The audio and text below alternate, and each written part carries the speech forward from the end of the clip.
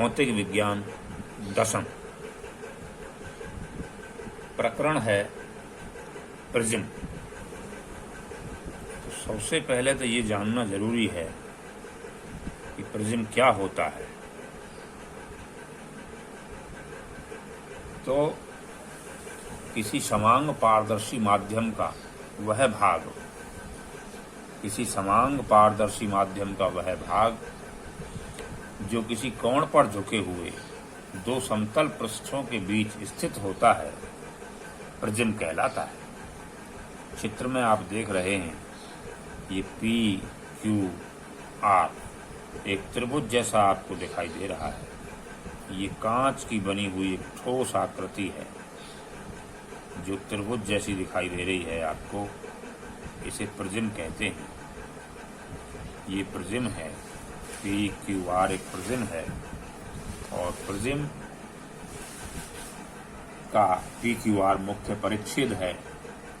अब जो प्रिज्म का कोण है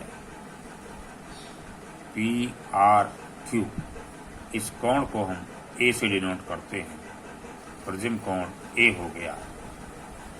अब इस प्रिज्म पर जब प्रकाश की किरण पड़ती है तो ये बीसी किरण, आपतित किरण, ये जब आकर यहाँ टकराएगी तो ये वायु है बाहर और अंदर कांच में जाएगी। यानी विरल माध्यम से जब सघन माध्यम में किरण जाएगी तो ये अविलंब की ओर झुकेगी। तो एमएन बिंदु सी पर हमने अविलंब डाल लिया और इस अविलंब डाल करके ये किरण जो सीडी के रूप में जा रही है, अविलंब की ओर झुकती हुई जा रही है। तो किरण बीसी जो आपतित किरण थी टकराई, कांच में गई, कांच में जाने पर अविलंब की ओर झुकी और ये किरण अविलंब की ओर झुक करके फिर इस प्रकार सीडी रास्ते पर चली और इसके बाद फिर बिंदु डी पर आई और बिंदु डी पर हम देखते हैं कि अब कांच से वायु में किरण जाएगी तो अविलंब से दूर हटेगी। यहाँ पर एक अविलंब हमने डाल दिया, अविलंब है ये, और इस अविलंब का कोई नाम रख देते हैं। मान लो टी एल, हमने अविलंब का मान रख दिया, नाम रख दिया। अब यहाँ से आई डैश कोण पर ये किरण चली जाती है। अब पहले किरण बीसी मार्ग पर आई, उसके बाद सीडी मार्ग पर चली, अब डी मार्ग पर चली जाती है। ये कोण आई था आपतन कोण, इधर जो अपवर्तन कोण है वो आई डैश है। अब बात ये है तो प्रिज्म जो होता है वो कोणीय विचलन उत्पन्न करता है। इसमें विशेष बात यह है कि ये किरण बीसी मार्ग पर गई थी, इस आपतित किरण को यदि आगे बढ़ाया जाए, इस आपतित किरण बीसी को यदि आगे बढ़ाया जाए और जो अपवर्तित किरण थी डी, इसको अगर पीछे बढ़ाया जाए तो इन दोनों के बीच एक कोण बनता है। इसे बोलते हैं विचलन कोण।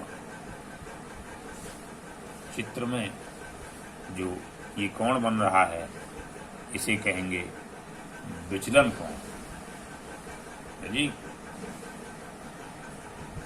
विचलन कोण यहाँ पर कहा जा सकता है कि यहाँ बिंदु अगर मैं एफ रख दूं तो ये एफ जी डी कोण हमारा विचलन कोण हो जाएगा। अब इसकी विशेषता ये है कि विचलन कोण का मान जो है वो आपतन कोण पर निर्भर करता है और विचलन कोण का मान प्रिज्म के पदार्थ के अपवर्तनांक पर भी निर्भर करता है। यदि आपतन कोण आई को धीरे धीरे बढ़ाया जाए, समझें कि यदि आपतन कोण आई को धीरे धीरे बढ़ाया जाए तो विचलन कोण का मान कम हो जाता है। यानी आपतन कोण बढ़ाने पर विचलन कोण का मान कम होता जाता है और एक विशेष आपतन कोण, जैसे हम बढ़ाते जाएंगे आपतन कोण को, एक विशेष आपतन कोण पर विशेष आपतन कोण के लिए विचलन कोण का मान न्यूनतम हो जाता है, यानी कम से कम हो जाता है। और उसके बाद यदि विचलन कोण को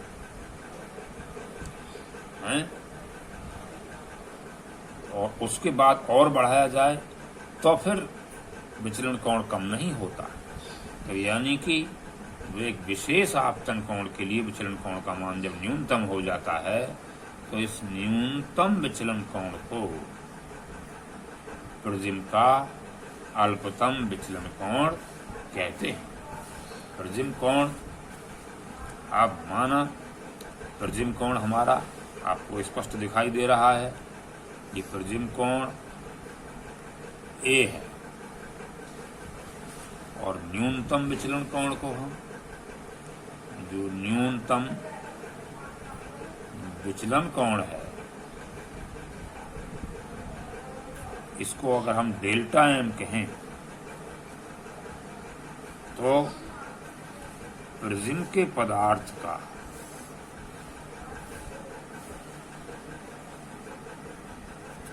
अपवर्तनांक बराबर साइन ए प्लस डेल्टा एम बटे 2 और बटे साइन ए बाई 2। ये प्रिज्म के पदार्थ का अपवर्तनांक निकालने के लिए सूत्र है। अब आगे अगली वीडियो में आप देखेंगे।